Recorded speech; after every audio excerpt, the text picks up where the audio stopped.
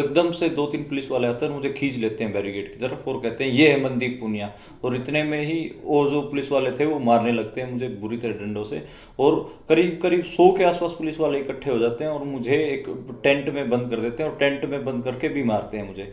वहाँ पर लगातार मारते हैं और ये चिल्लाते हैं और ज़्यादा रिपोर्ट करेगा, ले और कर रिपोर्ट, और कर रिपोर्ट, और बन किसान हितैषी, और बताएगा कि किसने पत्थर मारे हैं किसानों के, और कर रिपोर्ट। और वो लगातार गालियां दे रहे थे बद्दी बद्दी, जो बताने लायक भी नहीं है, और मुझे वो लगातार मारते रहे। उस बीच मेरा उन्होंने कैमरा भी तोड़ दिया, जिस कैमरे में फुटेज थी, उसमें जो किसानों के ऊपर पथराव कर रहे थे उन लोगों की फुटेज थी, उस कैमरा को तोड़ दिया। अभी तक उस कैमरा का कोई पता नहीं चल पाया है। और वो लगातार अजीब अजीब बातें कर रहे थे कि इसके ऊपर कौन सा केस लगाएं, इसके ऊपर ये केस लगा देते हैं, वो केस लगा देते हैं, और फिर ऐसे कह के वो हंसने लग जाते थे। मतलब मुझे वो बिल्कुल डरा रहे थे। और जब मैं उनको बोलता कि मुझे एक बार घर वालों से बात करनी है, अपने एडिटर से बात करनी है, मुझे अपने एडिटर से बात करने दीजिए, उसके बाद आप कुछ भी करते रहिएगा, लेकिन वो हंसते और कहते कि बेटा तू तो गया, लंबा गया, अब सड़ते रहना अंदर, फिर आराम से बात करना एडिटर और अपने घर वालों से। जतिंदर सिंह मीना साहब मुझसे उस समय बात करने के लिए आए थे, तो मैंने उनसे कहा भी कि दिन में भी हमारी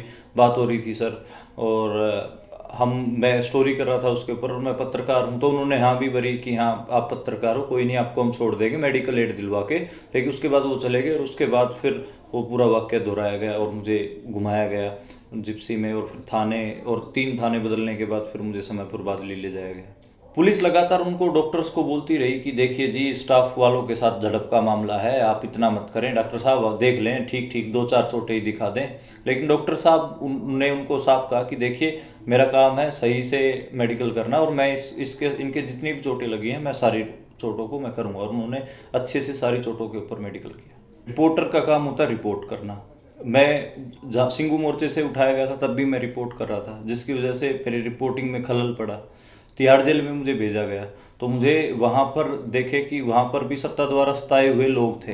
ये देखिए, ये जख्म है, तो इधर इधर पूरा लाठी चार्ज हुआ है, तो मैंने इन जख्मों के नीचे ही आप देखेंगे बिल्कुल इनके बगल में ही मैंने नोट्स लिए हैं। जो मेरे पेन की कलम इस पे चलाई इन जख्मों पे और इन घावों पे, तो मुझे सुकून मिला। मुझे लगा कि हाँ मैं अपना काम दोबारा कर पा रहा हूँ। सत्ता ने बेशक से कोशिश की हो इन टांगों को रोकने की, तोड़ने की, लेकिन ये मेरे दोबारा काम आई। और ये आपके सामने है, मैं दोबारा रिपोर्ट लिखूंगा। इन्हीं के ऊपर मैंने जो पत्रकारिता के जो अपने जर्नलिस्टिक नोट्स हैं वो लिए हैं रिपोर्ट के लिए। मेरे जैसे जो पत्रकार हैं, जो रिपोर्टर हैं, जो ग्राउंड जीरो पर जाकर रिपोर्ट करते हैं, उनको अलग अलग और बहुत सारी परेशानियां होती हैं। बहुत सारे पत्रकारों को गिरफ्तार कर रखा है। कंपन सिद्दीकी एक पत्रकार, उनको भी गिरफ्तार कर रखा है। तो उनको भी सरकार को छोड़ना चाहिए, जिन पत्रकारों को जेल में बंद कर रखा सिर्फ और सिर्फ रिपोर्ट करने के कारण। पत्रकारिता का कोई भी स्वर्णिम युग नहीं रहा, कोई भी गोल्डन पीरियड नहीं रहा। मुझे लगता है हर जगह हर दौर में चुनौतियां रही हैं, और चुनौतियां रही हैं तो हमारे जो कौम है पत्रकारों की जो कौम है, वो वाकई में क्रिएटिव